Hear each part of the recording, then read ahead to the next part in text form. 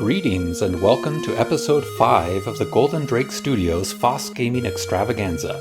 FOSS standing for Free and Open Source Software, and we are once again in this cool retro terminal environment, this time using one of their new profiles, Deep Blue. But anyway, today we are returning to the wonderful world of roguelikes and taking a look at yet another fantastic classic, Larn. Larn was released in 1986 by Noah Morgan for Unix systems. It was programmed in C, and of course it was soon ported to various non-Unix systems, and even spawned its own lineage of Larn-likes, most notably ULarn. U in this case standing for Ultra. So ULarn introduced a bunch of new features and whatnot, and there are others such as XLarn, NLarn, and so forth that also update and extend on the original Larn formula.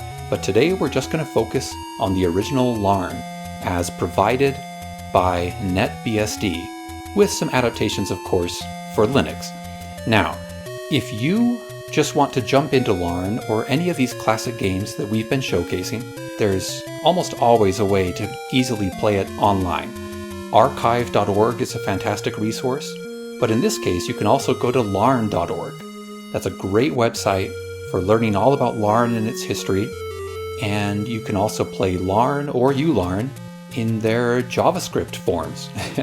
And in each case, you have both text and graphical options. So go ahead and check that out when you're in the mood to try out this game. But for now, we want to get Larn installed here locally on this Linux machine. So if you are using a Arch Linux environment such as Golden Drake Linux, then you can simply install the AUR package Larn. So we'll fast forward through that process.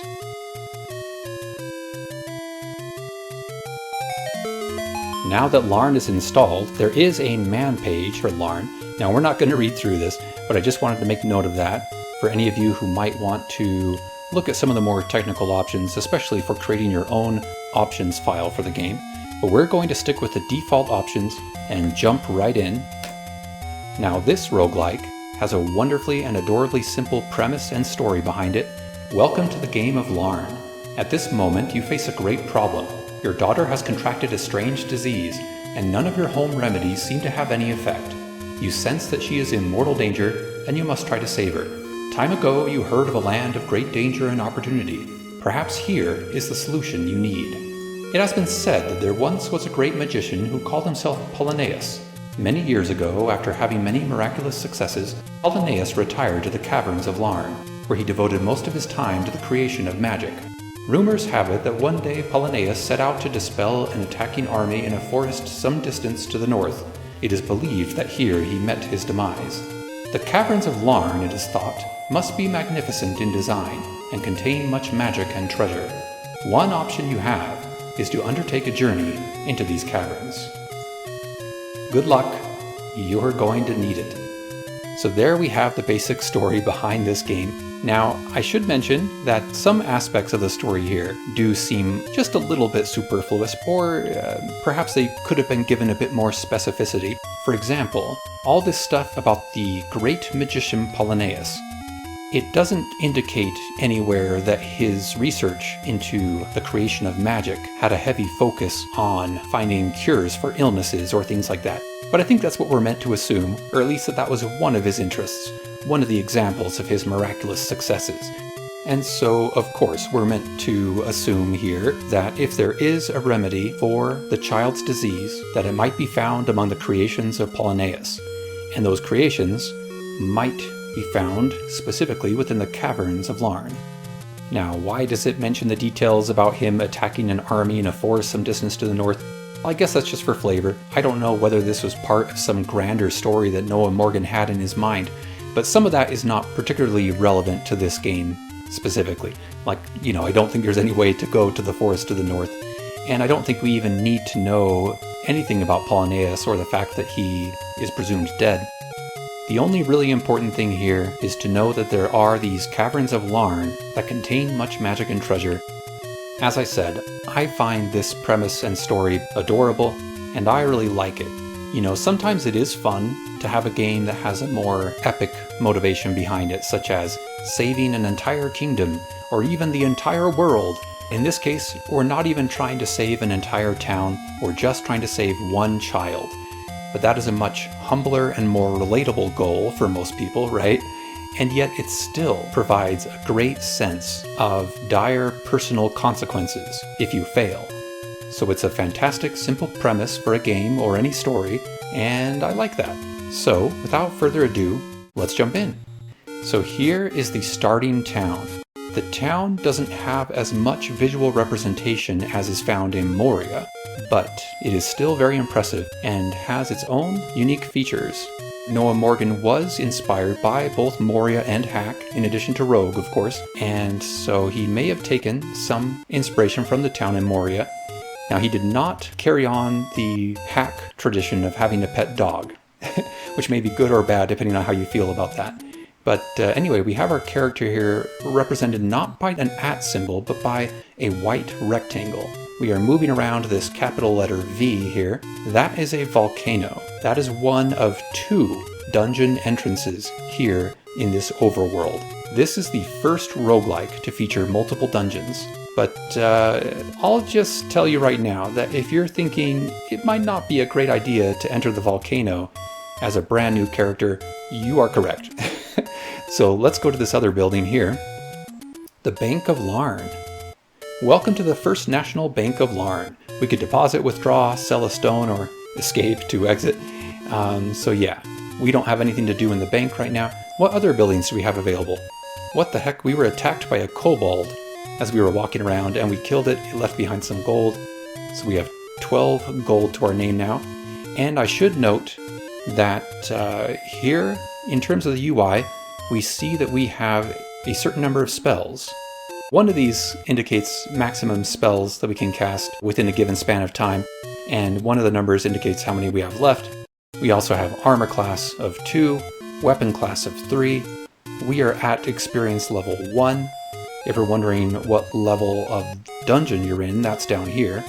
Currently we're at level H for like home. This is our home area. And we have 1 experience point. We are a novice explorer, and let's look at our stats. We have 10 maximum HP, and we have 12 for all of our attributes that you'll probably recognize from any Dungeons and Dragons or similar game. Strength, intelligence, wisdom, constitution, dexterity, and charisma. So anyway, what is this H right here? You have found your way home. You can go inside. Welcome home, Drake. Latest word from the doctor is not good. The diagnosis is confirmed as dianthroritis. This is just a made-up disease for this game. He guesses that your daughter has only 299 mobuls left in this world.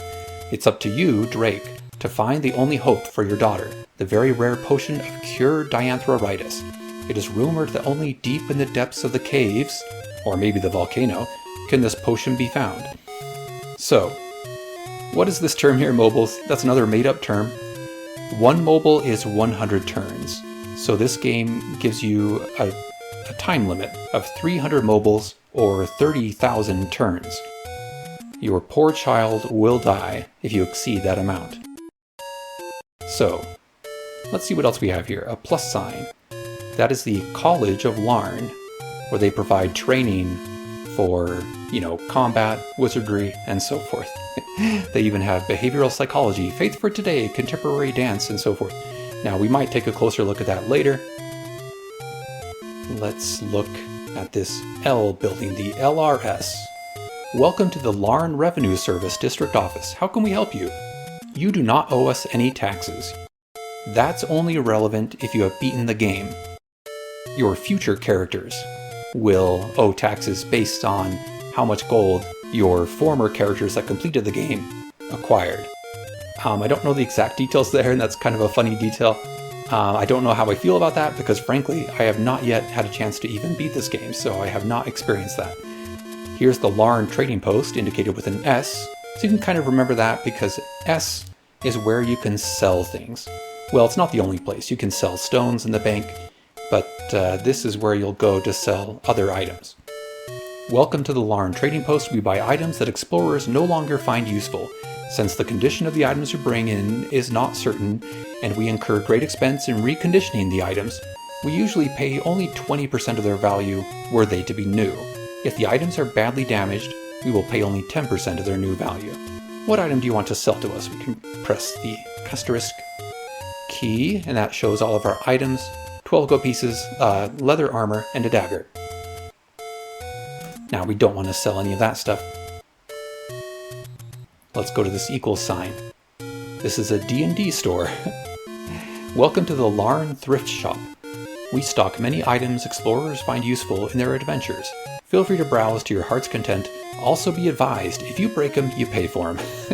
Alright, so they've got a whole bunch of items that are, somewhat recognizable for players of Dungeons and Dragons, and some of them, it might not be crystal clear what they refer to, like the energy ring.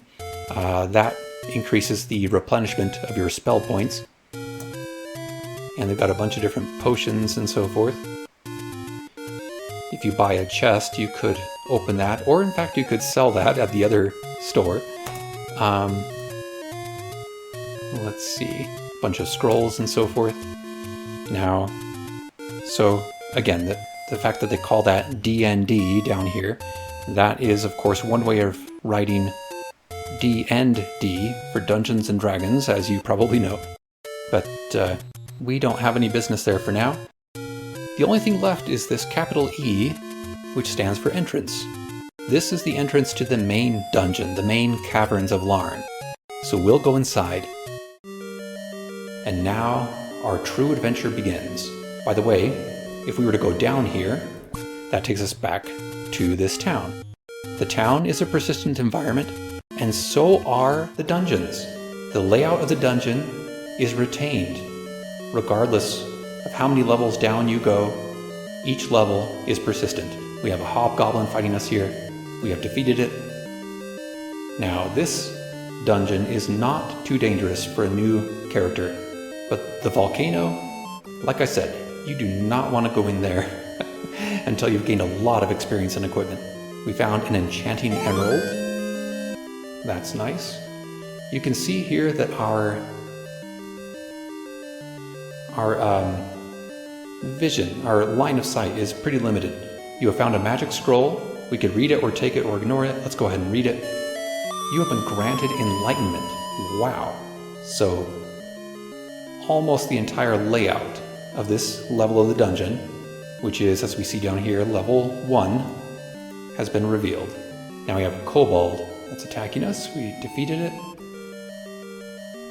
Got some more gold.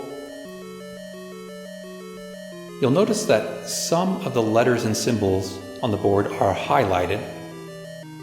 There is an option to turn that off, but the ones that are highlighted are not monsters or enemies. They are sort of features of the dungeon. They might be loot or interesting objects such as statues or stairs, like this % symbol. That is a circular staircase, which in this case is going down. If you select to kick the stairs, that's kind of amusing. We currently have only 5 out of our total of 10 HP, however, so I don't want to risk losing some hit points by kicking the stairs, so I'm just going to type S to stay here.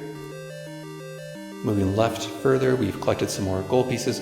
We have a capital letter B following us. That is a bat. So we're doing some combat. You'll see that our HP has actually gone up a little bit. We now have 6 HP.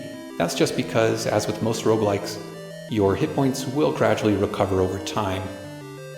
And another magic scroll, we'll read it. It didn't seem to do anything. That's just because it wasn't relevant to whatever is around us. Letter C. For a fortune cookie, we eat it. The cookie tasted good. A message inside the cookie reads, "Dexterity allows you to carry more." That's interesting. I would normally expect strength to have more of that effect, but whatever. Dexterity is part of that as well. I can understand some of the logic there. Another magic scroll. Ah, that scroll seems to have given us stealth. You'll sometimes see status, changes to status over here on the right-hand side. And I should also mention that you can press the question mark key to see the help file for the Caverns of Larn. Here we see that the main controls for movement are Vim-style keys. So H to go left, L to go right, J to go down, K to move up. These can take some getting used to, but it does come along. If you hold Shift to get the capital version of the letters, then you run. So that means you basically go until you hit a wall or other major object. And you can see a bunch of the other options you have here. It's not as complicated as some roguelikes, but it is a good idea to familiarize yourself with some of these commands. Down below, it also shows some of the command line arguments that you can add when launching the game. Most of these you probably don't need to worry about unless you are more of an advanced user, shall we say. Well, actually, let's go back into the help file, and instead of pressing return to exit, let's press space for more help. Special notes: when dropping gold, if you type asterisk as your amount, all your gold gets dropped. In general, typing an asterisk means all of what you're interested in. Another little typo here. This is true when visiting the bank or when contributing at altars. Larn may need a VT100 to operate. A check is made, blah blah blah. Okay, yeah, we don't need to worry about some of these technical details. When casting a spell, if you need a list of spells you can cast, type capital D. I'll show you something else about that in a moment. Going further, we have the background information for Larn, and I believe this is identical to what we read before. Yes, indeed. And there is also information here about creating a Larn options file if you wish. Again, some of this is in the man page for Larn if you want to read it there. So, it's also information about 2 different scoreboards. That sort of thing I don't care about as much, but you know, it can be fun to compare scores sometimes. And if you do play this game online at larn.org, they do have online scoreboards or leaderboards there. Okay, so enough about the help file. Let's continue adventuring. We have another fortune cookie. Are vampires afraid of something? Fortune cookies provide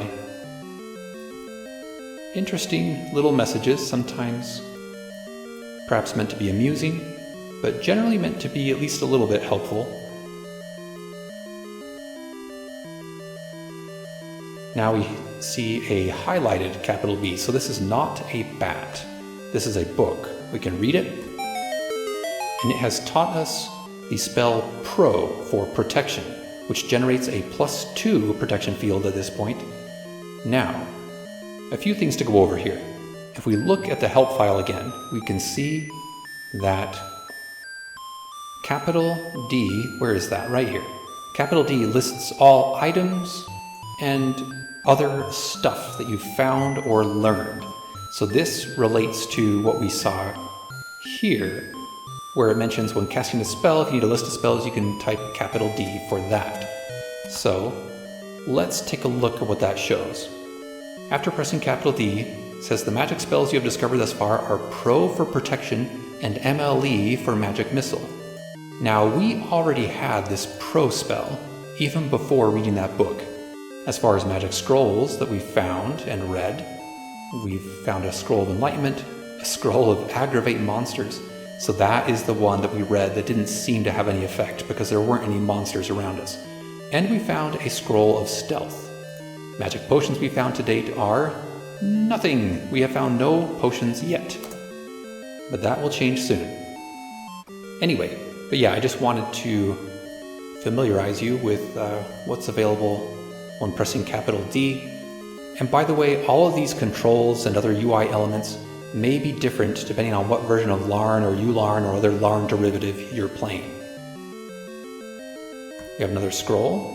It's asking us, in what direction do you wish to direct the effect of our spell? Let's direct it to our right. The ray hits the wall crumbles. That's pretty cool. So now we see we've also found a magic scroll of pulverization. So if we find another one sometime, that may come in handy. And so once you have discovered a type of scroll or potion or other magic item, it should show up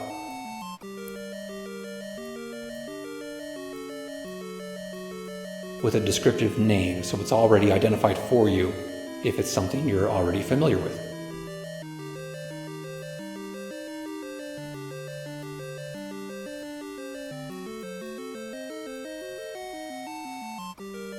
Okay. Capital J for Jackal there. These exclamation points are potions. So we'll drink that one. Ah, we feel greedy. What does it mean? It means that now it has revealed additional gold coins on the map.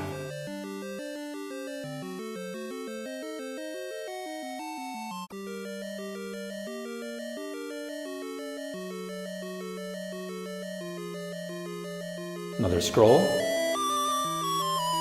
And we found a shield. We'll take that. Now let me see what scroll we just read.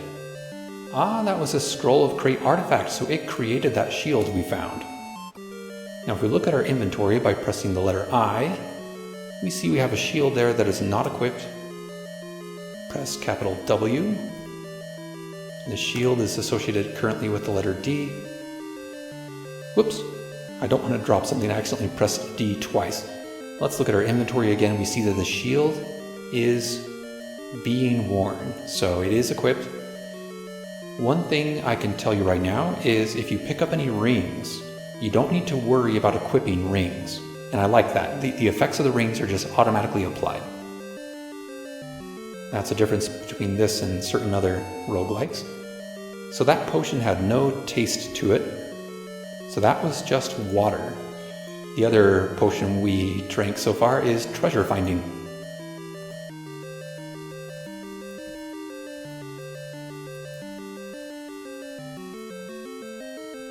So we have over 300 gold at this point. That's pretty good for now.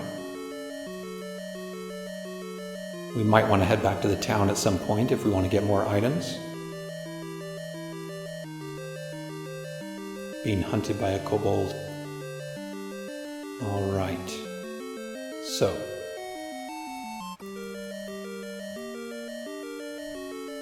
You can press the period to spend your turn just resting or waiting.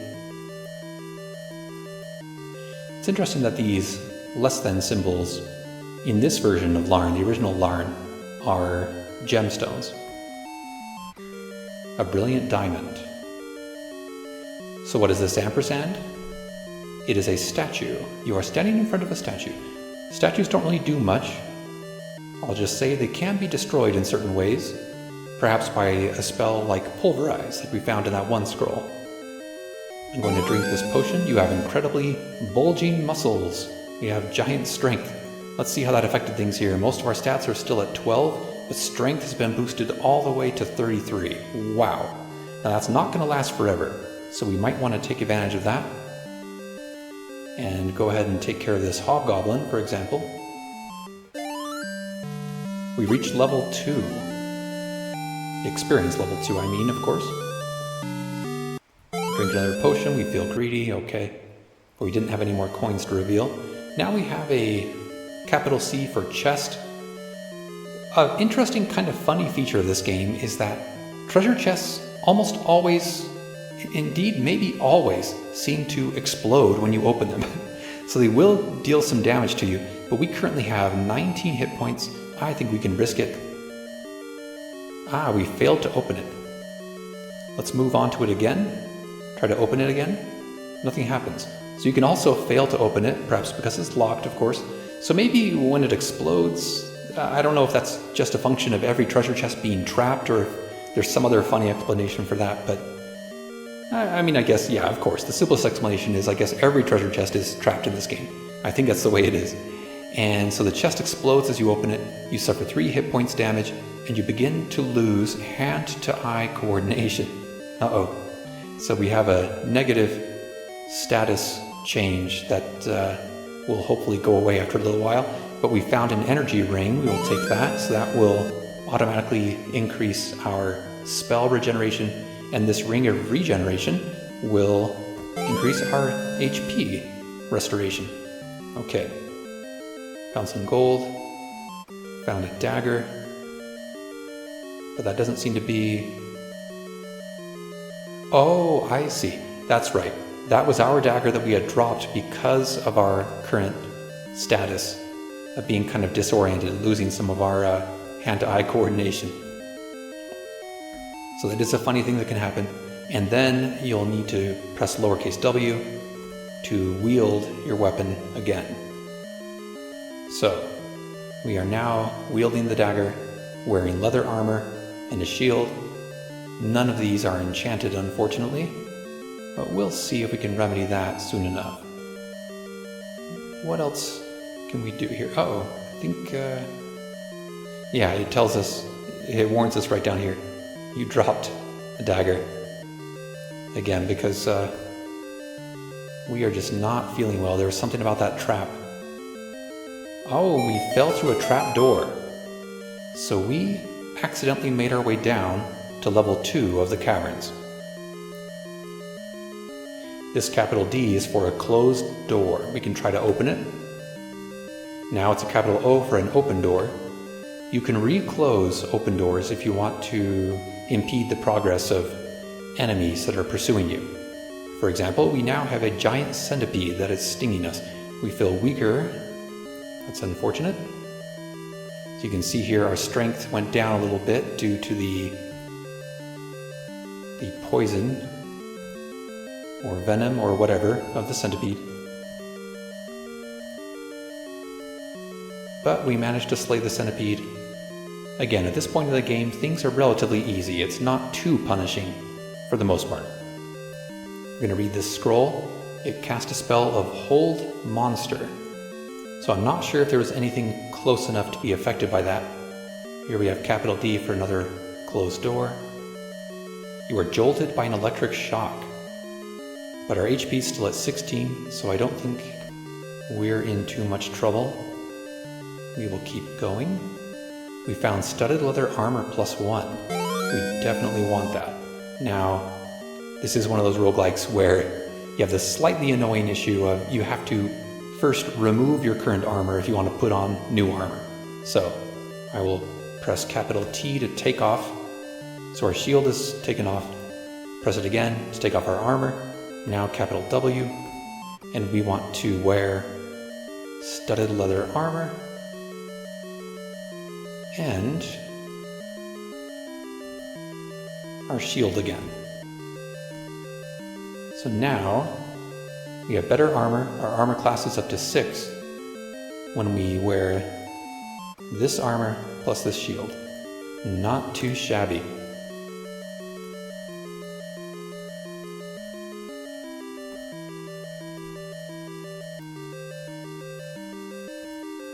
We're having an okay run so far. Nothing too special, but also nothing too perilous.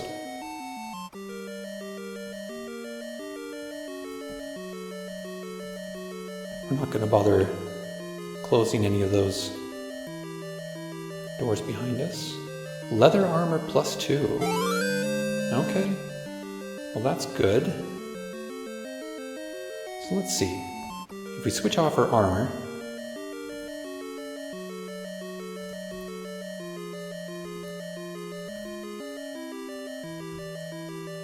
and wear the leather armor +2 instead of the studded leather armor +1, we see that once again we have a total armor class of 6, and I like that idea because the leather armor is one of the few armors that is completely impervious to rust.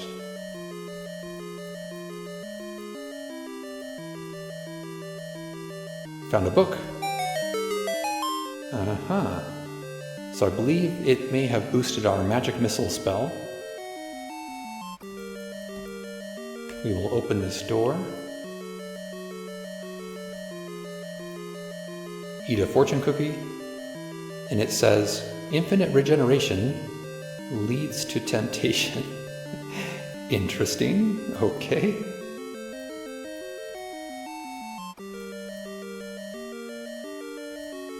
And again, our visibility is pretty low. There are items that can increase your visibility, such as certain scrolls. jolted by electric shock. We opened the door and a jaculi hit us.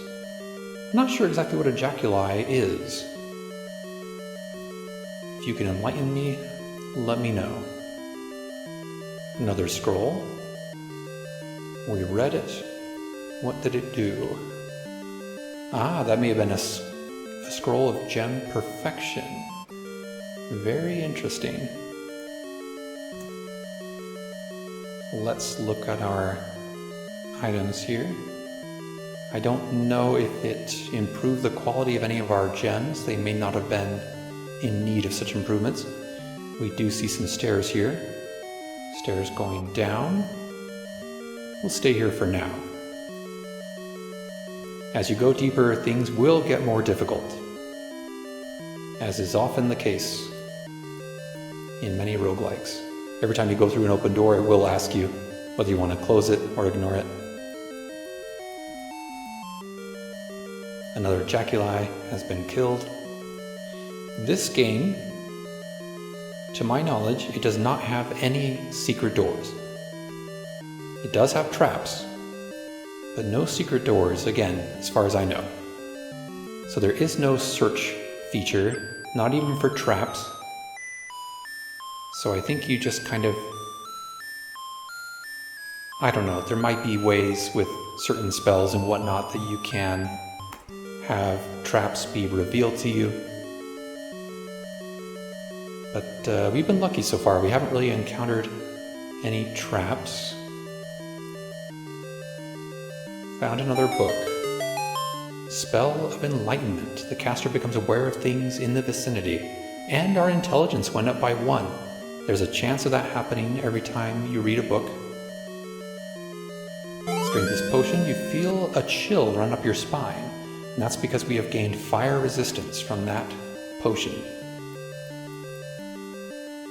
I have to say, all around, I really love this roguelike. There's something about it where not only the story, but the game's features and mechanics have a wonderful kind of simplicity to them, but it's not overly simple. It still provides a nice epic fantasy adventure. You'll see here that this capital M is a mirror. Now, what do mirrors do? They can actually reflect certain things, such as projectile spells. They have a chance of affecting... Oh! Speaking of traps, we just got hurt by a dart trap. That's marked by that caret symbol back there. And if we go next to it, if we don't remember what kind of trap it is, we can press the caret symbol to have it identified. It's a dart trap. But anyway, yeah, mirrors... Ah, here we have a staircase going up. Okay, because we have 17 HP, I'll show you what happens if we press F to kick the stairs. It says, you hurt your foot, dum-dum. You suffer 4 hit points. Alright, so we'll continue on. As I was saying, mirrors have a chance of changing the direction of a spell, both horizontally and vertically, one or the other, or both. Well, let's go down and open this door, I suppose. Interesting dungeon layout. There are multiple types of procedurally generated dungeon layouts.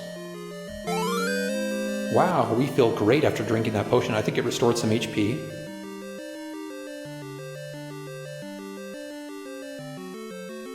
Interesting.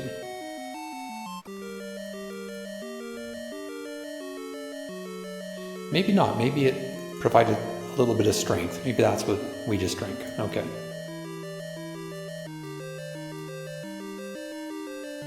That might be why our strength is back up to 33 after it had been reduced to 31 by a centipede.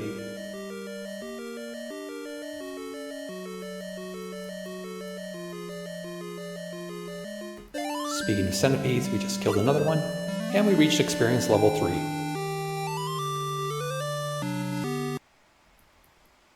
Ah, we have a double door there.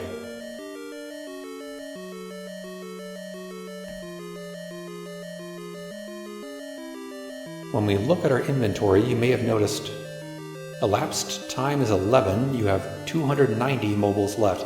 So that's where you can see, how much of your time limit has been used up so far. Again, each mobul is 100 turns.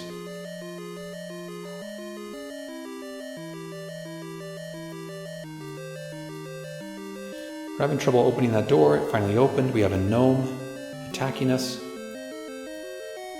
We defeated it. There are certain dungeon features we have not encountered yet that I look forward to seeing because they're kind of fun. Again, there's just a lot of things in this game that I think are wonderful. Whoops. Oh yeah, if you press the letter G, it tells you how much weight you're currently carrying.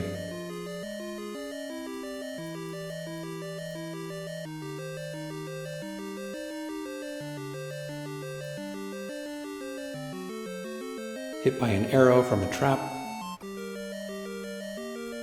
I don't think there's any way to disarm traps, so once they've been triggered, you just want to avoid them if at all possible.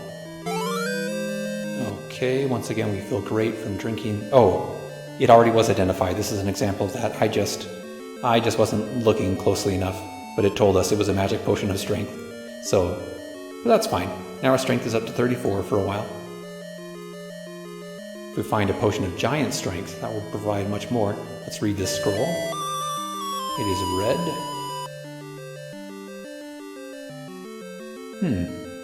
So I believe that was a scroll of spell extension, whatever that means.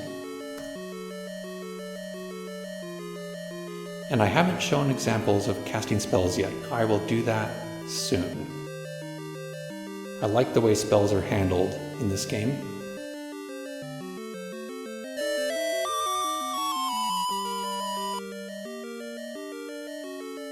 Okay, looks like that was a scroll of identify.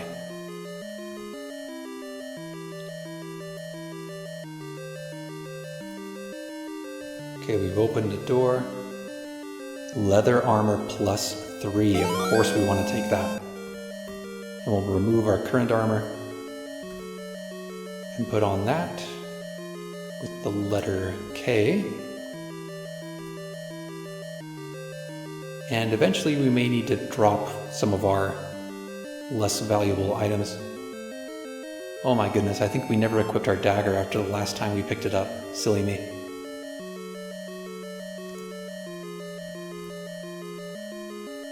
Oh, I pressed the wrong thing. Okay. Yes, we want the dagger. And we want to equip it. And I want to once again equip the shield. So, as is the case with early versions of many of these earliest roguelikes,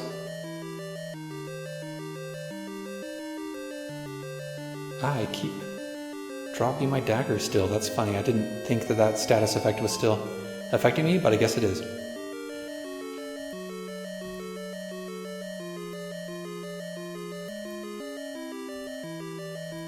Anyway, as I was saying, some of the controls can be a little bit clunky in these older roguelikes, but it just takes a little bit of getting used to. It's not too bad. But if you would prefer to experience this game without dealing with as much of that, then again, I recommend going to larn.org, where the versions of Larn and ULarn that you can play there do have some nice quality of life improvements. A chest. Okay, we have 23 HP. I think we can risk opening it. If you don't open it, the option of taking it is also a good option, because you can actually just sell the entire treasure chest, locked as it is, to the trading post back in the town. So let's try opening it again. You've suffered 5 hit points of damage, but again it has scattered its contents around us. 300 gold and a ruby. Not bad. And we'll recover our HP gradually as we walk around, so I think it's fine. Fortune cookie, there's more than one way through a wall. True enough. We killed an orc and a bat.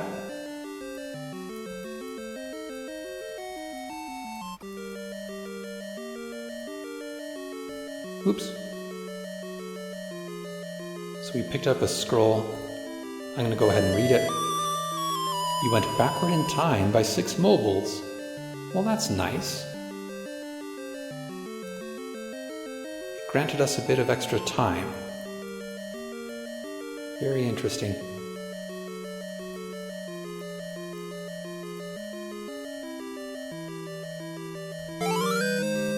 After drinking that potion, we feel more self-confident. Let's see. That might have increased our wisdom. I think that's what it's referring to.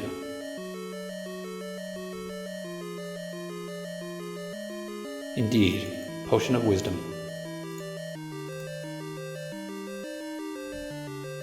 And like I said, I need to show examples of spells.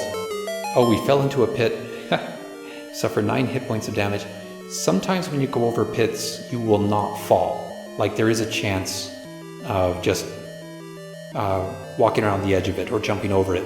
Probably depends on your dexterity. Our dexterity is pretty average, so we are falling a lot. But let's see, so now we have reached level 3 of the caverns, whether we wanted to or not. And like I said, I ought to show examples of the spells. So, the way it works is you press the lowercase letter C, and then you want to type the 3 letters corresponding to the spell. Now in this case, let's go ahead and cast the Enlightenment spell. And if you're not sure when you're on this command prompt, you can hit Control or capital D here to be reminded. ENL. ENL. And now we are more enlightened about the layout of our current environs. Capital R, what is that? Oh no, it's a rust monster. It says our armor feels weaker, but I think for our leather armor it isn't actually affected. Oh, but it might be affecting our shield, and it could affect our dagger as well. That's unfortunate. Yeah, like it says here, you're lucky you have leather on. We reached level 4, but if we look at our inventory, now our shield has a -1. Our dagger is still just a normal dagger, but hopefully we'll find a new shield. Ah, what is this capital F? A fountain. We can drink, wash ourselves, or ignore it. Let's go ahead and drink. Your charm went down by 1. Oh boy, charisma down to 11. The fountain's bubbling slowly quiets, and now it is marked by a lowercase f instead of a capital F. That means we cannot wash or drink from it anymore.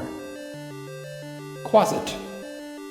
I'm also not sure exactly what a quasit is, but anyway, so there's a dead fountain here. Fountains are kind of fun. There's a number of different possible things that can happen when you wash or drink from a fountain. Some are positive, some are negative, as you might imagine. Capital N was a nymph.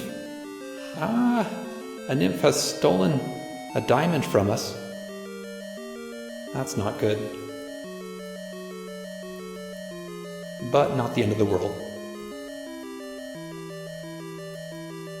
Centipede.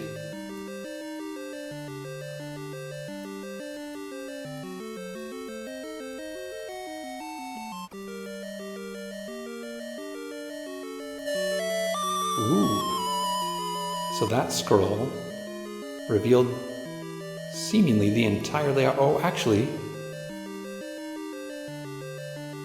Oh, it teleported us. That's what it did. It didn't reveal the layout. It teleported us to a different level of the caverns, marked here by question mark. But I think we recognize this. You know, this is a level we've been to. That's why so much of it is revealed. This might have been level 2, right? So, but now we're in a portion of it that we hadn't explored before, so great. Yeah, last time we had fallen in a pit when we went down to level 3. So now we get to experience more of this area.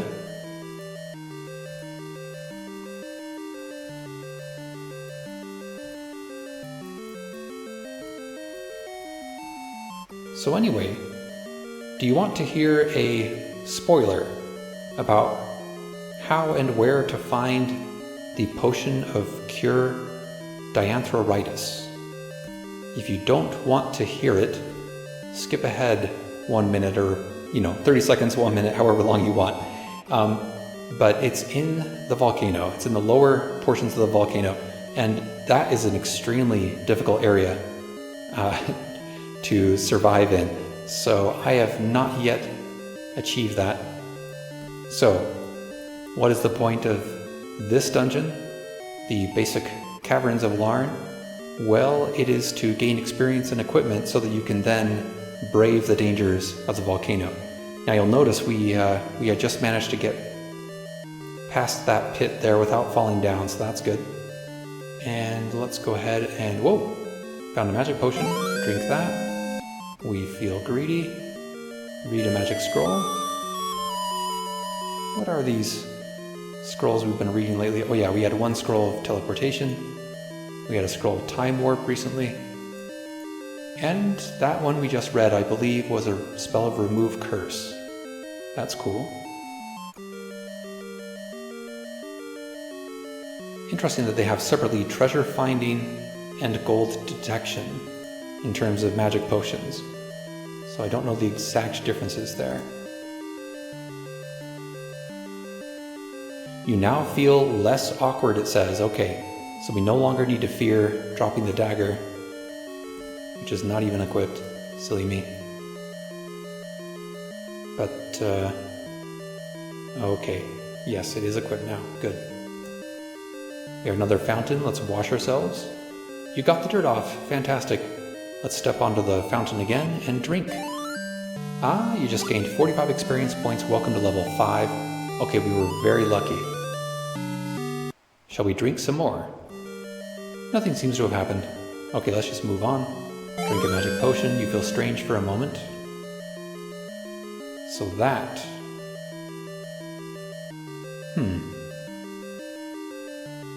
That might have been a potion of increase ability. That might have increased our dexterity to 13. That's nice. Let's drink some more. You just gained 2 spells. By 2 spells, it means 2 spell points. Right here.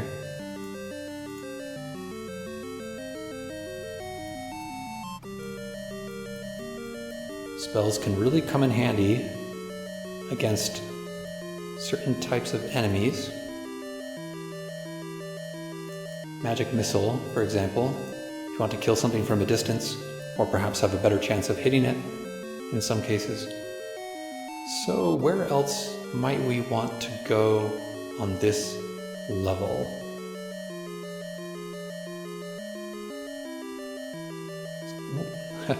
Kill the jackal.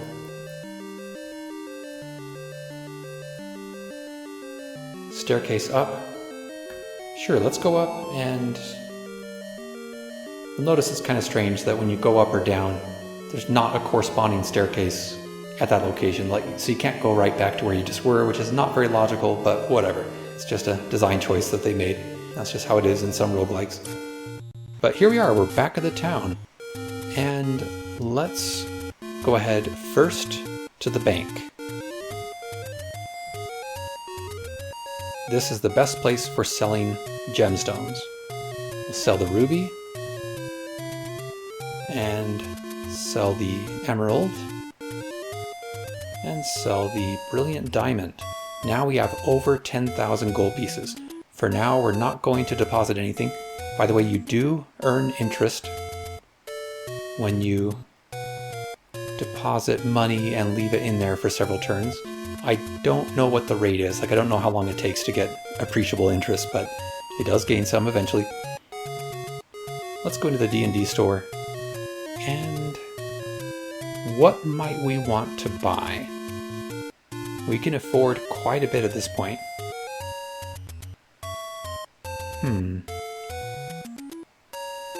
I'm pretty happy with our enchanted leather armor, since it has +3, and it can't be hurt by rust monsters. But let's get a new shield, and let's pick up a longsword. Now we could pick up rings if we wish. We already have a couple of good rings.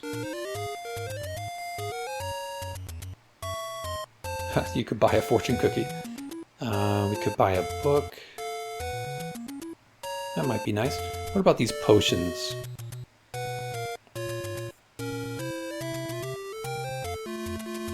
As well as these scrolls. Well, not sure we need any of those necessarily.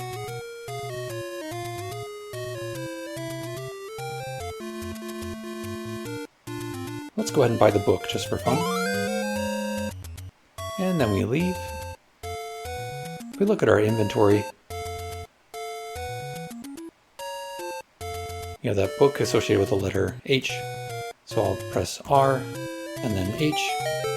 Ah, we learned the spell Haste, which speeds up the caster's movements. Fantastic. Now let's go to the trading post. Whoops, right here. No, that's the college. Oh yeah, we can check out the college too. So you can see that taking a course will cost you 250 gold pieces and also a certain amount of time. Now, if we look at our stats, what attributes might we want to increase? Maybe dexterity. So let's study some contemporary dance. You feel like dancing. Dexterity is now up to 16. Not bad. Oh, let's also study Introduction to Wizardry. The task before you now seems more attainable. Intelligence is up to 15. Strength is down to 13. That's because the giant strength effect has worn off, unfortunately. But that's okay. For now, perhaps we should move on. Ah, yes, we want to go to the capital S for selling at the trading post. Here's our list. We want to sell A, J, B, I, and D. Okay, I'm not going to remember all that, but sell D for now. Worth 150 gold pieces for the shield -1.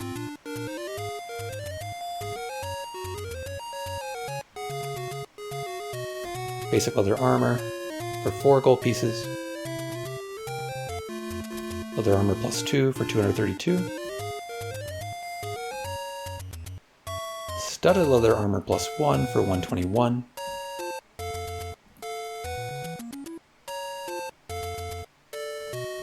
Dagger for 4. That is all we want to sell for now.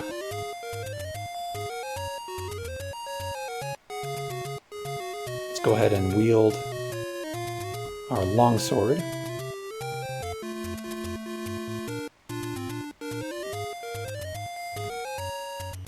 And our shield. By the way, I think I read that you can wield a shield as a weapon as well. I haven't experimented with that, but I did read something about that.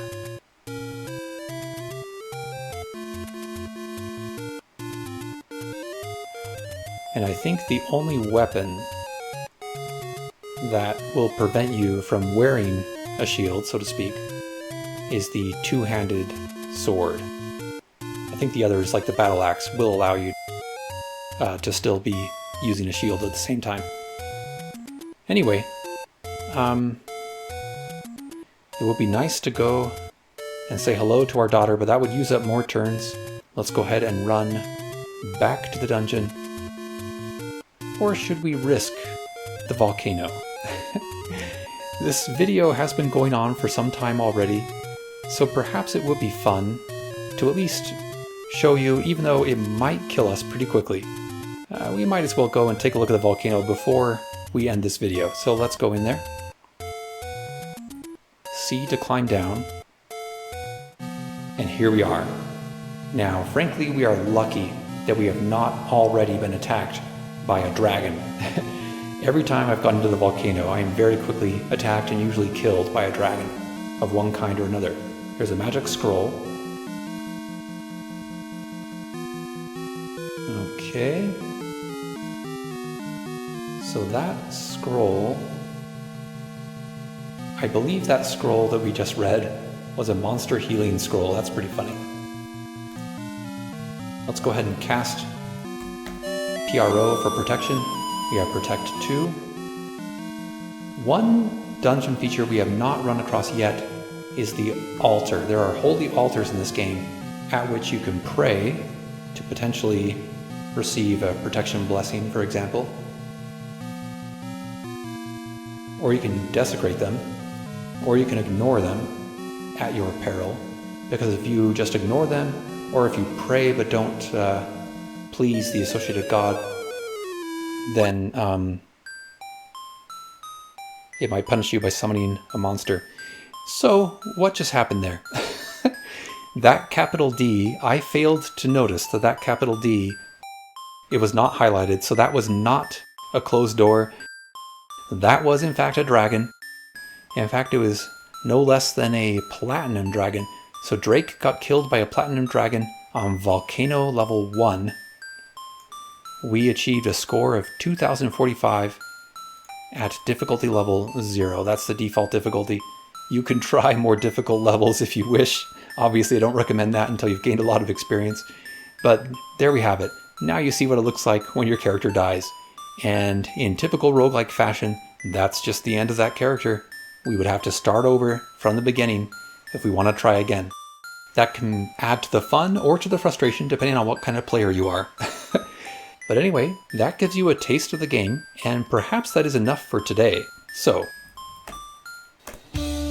thanks for watching, and please do like and subscribe, and find us all over the interwebs by going to linktree/goldendrake. You'll find links there to our social media and so forth, including my Patreon, patreon.com/thedrake, which also serves as the general Patreon for Golden Drake Studios.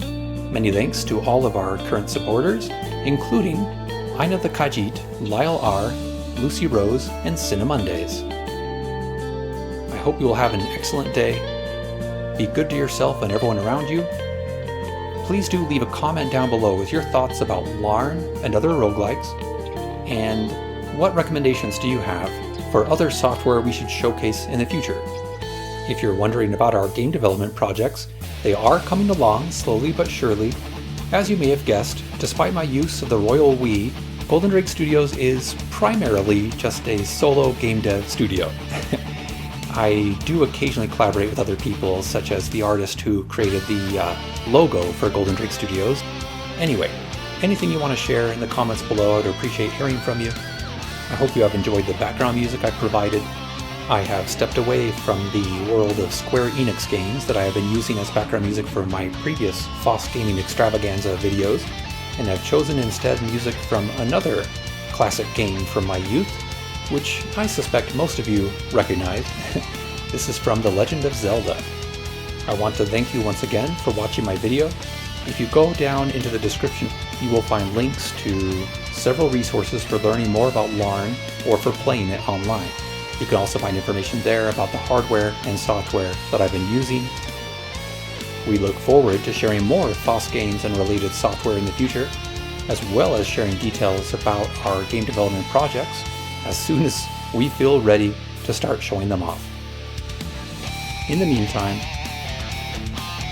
this has been David C. Drake of Golden Drake Studios, and I look forward to seeing you and hearing from you again next time.